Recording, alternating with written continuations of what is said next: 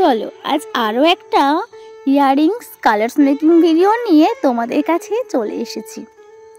তোমাদের কি মনে আছে আমি বেশ কিছুদিন আগে একটা রিং হাসুলি jewellery colours making video share করেছিলাম, তো আজ তারই একটা ইয়াররিং কালার্স মেকিংটাও শেয়ার করব। তোমাদের তো আমি আগে অলরেডি বলে দিয়েছি যে আমি এখন মেকিংটা শেয়ার করি না, তবে তোমরা যদি আমাকে কখনো বলো যে কোনোটার জুয়েলারি কিংবা ইয়াররিংস তোমাদের বানাতে প্রবলেম হচ্ছে, তো আমাকে বলবে, সেটা আমি একটা নেক্সট ভিডিওতে তোমাদের সেটা আমি দেখিয়ে দেব যে আমি সেটা কেমন করে তৈরি করেছি।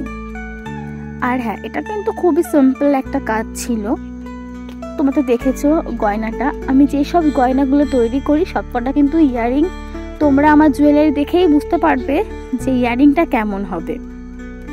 আর এটা হচ্ছে তার ফাইনাল লুকটা। দুটো ইয়াররিং কেমন হয়েছে তোমরা কিন্তু একটু কমেন্টে বলো।